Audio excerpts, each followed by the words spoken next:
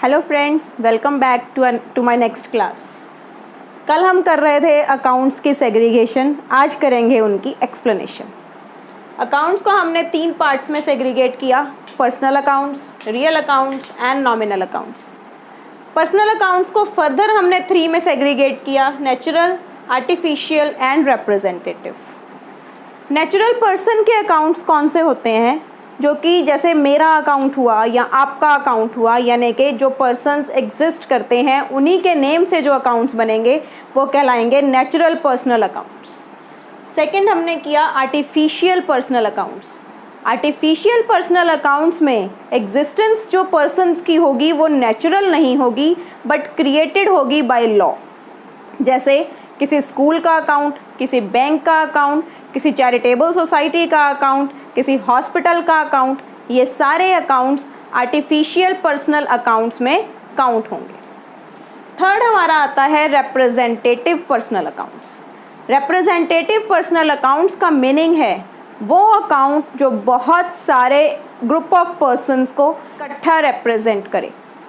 For example, अगर outstanding salary है, किसी भी फर्म में कोई आउटस्टैंडिंग सैलरी है जो बहुत सारे वर्कमैन की पेएबल है, तो हर एक वर्कमैन का अकाउंट अलग से बनाने के बजाय सारे वर्कमैन की सैलरी एक ही हेड में पोस्ट कर दी जाती है, जिसको कहेंगे आउटस्टैंडिंग सैलरी अकाउंट। तो आउटस्टैंडिंग सैलरी अकाउंट आपका रिप्रेजेंटेटिव पर्सनल अकाउंट हुआ। जब कोई भी outstanding account, prepaid account, unearned account और एक्रूड अकाउंट, ये सारे अकाउंट्स रिप्रेजेंटेटिव पर्सनल अकाउंट्स के हेड में आ जाएंगे। सेकंड हमने किया real account. Real account related होते हैं एसेट्स से। एसेट्स के अकाउंट्स रियल अकाउंट्स कहलाते हैं, जैसे कि मशीन का अकाउंट, बिल्डिंग का अकाउंट, फर्नीचर का अकाउंट, कैश अकाउंट। ये सारे अकाउंट जो हैं वो एसेट से रिलेटेड होते हैं, इसलिए वो हमारे रियल अकाउंट्स होते हैं। थर्ड हुए नॉमिनल अकाउंट्स। नॉमिनल अकाउंट्स हमारे रिलेटेड होते हैं इनकम्स एंड एक्सपेंसेस।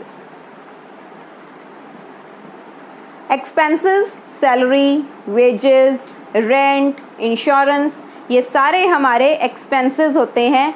तो हमारे नॉमिनल अकाउंट्स हमारे इनकम्स और एक्सपेंसेस से रिलेटेड होते हैं।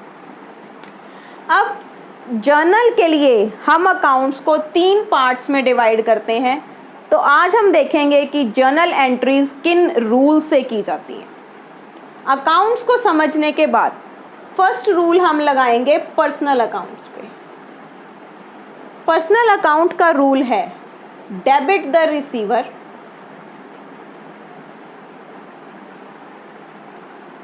And credit the giver.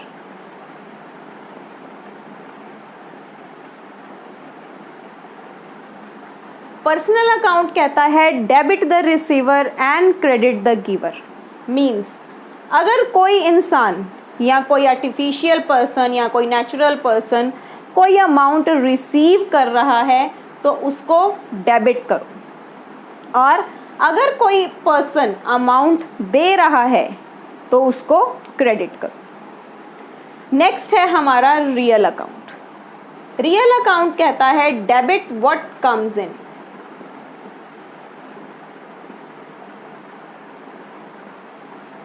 And credit what goes out.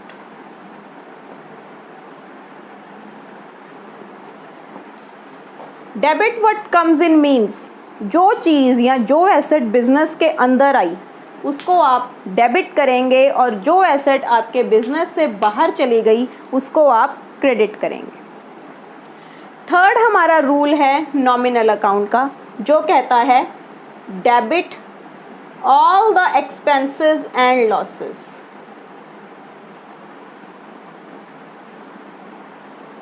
Credit all the incomes and gains।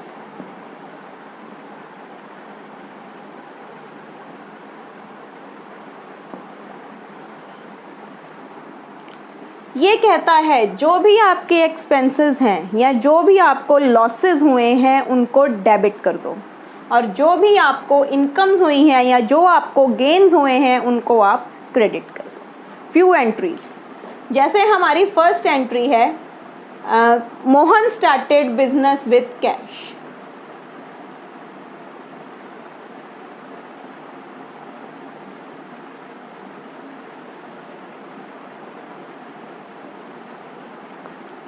इस केस में क्या हुआ, हमने ट्रीट करनी है एंट्री बिजनेस के पॉइंट ऑफ व्यू से, तो यहाँ पे दो अकाउंट इफेक्ट हो रहे हैं, एक तो मोहन का पर्सनल अकाउंट और दूसरा कैश अकाउंट। दो अकाउंट जो इफेक्ट हो रहे हैं वो कौन से हैं, cash and Mohan capital account.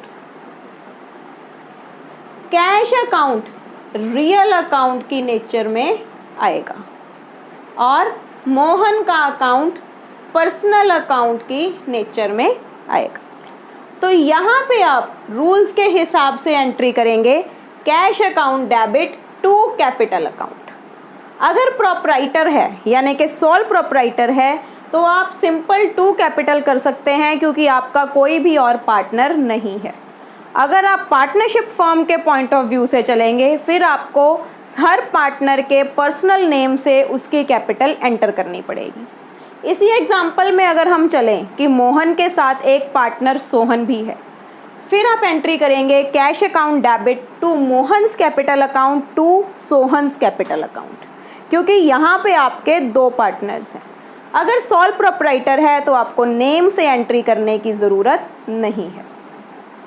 Her entry debit और क्रेडिट इक्वल होगा। हर एंट्री का डेबिट और क्रेडिट अगर इक्वल नहीं होता तो एंट्री में आपने कोई मिस्टेक कर दी है। एंट्री करेक्ट तभी होगी जब डेबिट और क्रेडिट साइड की अमाउंट सेम होगी। एक और एग्जांपल लेते हैं। सपोज करो हमारी नेक्स्ट एंट्री है परचेज्ड मशीन फॉर कैश। तो यहाँ पे आपकी एक एसेट इंक्रीज हुई है और एक एसेट डिक्रीज हुई है, यानी कि आपके पास एक एसेट आई है और एक एसेट गई है। आपके पास क्या आया, मशीन, तो जो आया रूल के हिसाब से हम उसे करेंगे डेबिट। Machine account debit. उसके लिए आपने पे किया कैश, कैश भी आपकी एसेट है और रूल कहता है क्रेडिट व्हाट गोज आउट, तो आप क्या करेंगे, टू कैश अकाउंट। हमारी नेक्स्ट एंट्री है सैलरीज पेड। सैलरीज हमारे लिए एक्सपेंस है। नॉमिनल अकाउंट का रूल कहता है debit all the expenses and losses. अब सैलरीज यहाँ पे बहुत सारे एम्प्लॉयज़ की हो सकती हैं। अगर क्वेश्चन कहे salaries paid to Ram, salary paid to Shyam, तो यहाँ पे आप एम्प्लॉय का नेम मेंशन नहीं करोगे क्योंकि आपके लिए एक्सपेंस सैलरी है, तो आप यहाँ पे डेबिट करेंगे सैलरी। सैलरी या salaries account debit to cash oblique bank account. अगर आप सैलरी कैश से पे कर रहे हैं तो आप एंट्री करेंगे टू कैश अकाउंट। अगर आप बैंक से पे कर रहे हैं यानी कि थ्रू चेक पे कर रहे हैं तो आप एंट्री करेंगे टू बैंक अकाउंट। अब ये पता कैसे चलेगा कि सैलरी कहाँ से पे की है? अगर सिंपल वर्ड सैलरीज पेड लिखा हुआ है तो इसका मतलब आपने कैश पेमेंट की है। अगर यहाँ पे मेंशन्ड होता, जैसे हम अगले एग्जांपल में ले सकते हैं रेंट पेड बाय बैंक या बाय चेक,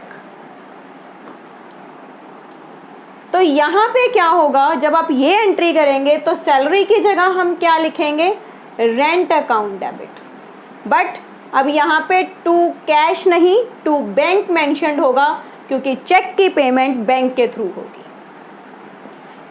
तो ऑन दी होल हम क्या कह सकते हैं कि अनटिल एंड अनलेस चेक या बैंक वर्ड मेंशन नहीं है आप एंट्री कैश से करेंगे। हमारी थर्ड एंट्री है वेजेस पेड। अब मेरे ख्याल से सभी को समझ आ गई होगी, तो हम क्या लिखेंगे यहाँ पे, wages account debit to cash account. Fourth entry कहती है परचेज्ड गुड्स फॉर कैश। क्या हम यहाँ पे गुड्स अकाउंट डेबिट करेंगे? बहुत सारे बच्चे कहेंगे यस, बट नहीं। मैंने आपको शायद कल के लेक्चर में ये बताया था कि जब हम स्टॉक को परचेज करते हैं, स्टॉक मीन्स वो स्टॉक जो हम सेल करने के लिए खरीदते हैं, तब हम उसे परचेजेस बोलते हैं। तो यहाँ पे मैंने आपको क्या लिखा है? Purchased goods for cash. तो यहाँ पे हम गुड्स डेबिट नहीं करेंगे, परचेजेस डेबिट करेंगे। Purchases account debit. The word cash mentioned है तो करेंगे टू कैश अकाउंट।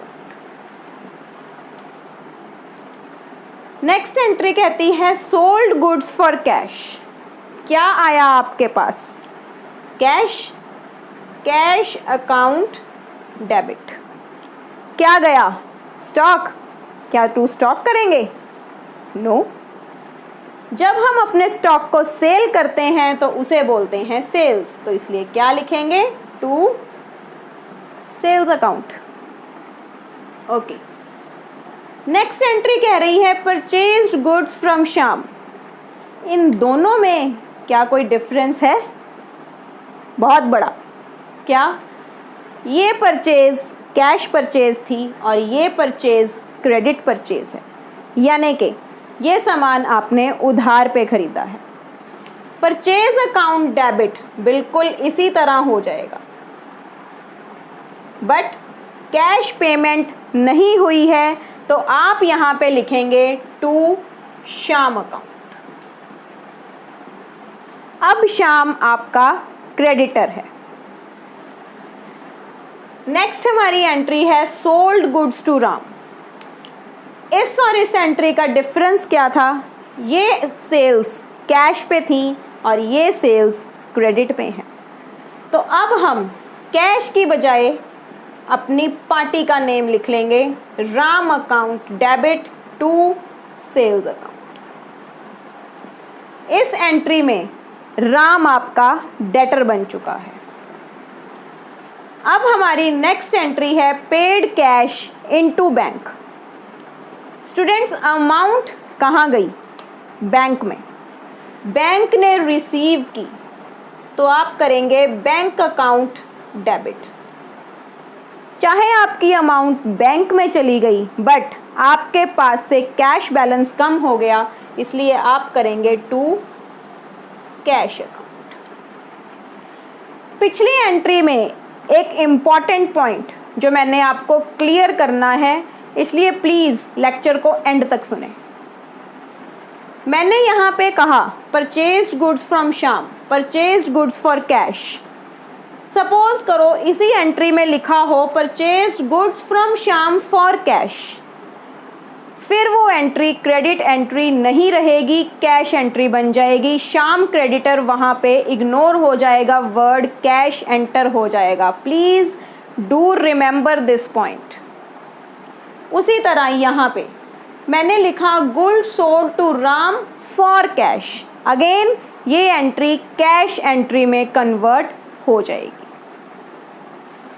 अगर ये एंट्री कैश में कन्वर्ट हो गई है, फिर आप अपनी बुक्स में ना डेटर का ना क्रेडिटर का किसी का भी नेम मेंशन नहीं करेंगे। ओके स्टूडेंट्स, आज की हमारी वीडियो यहीं तक। So, thank you for today and stay tuned to continue in my next lecture.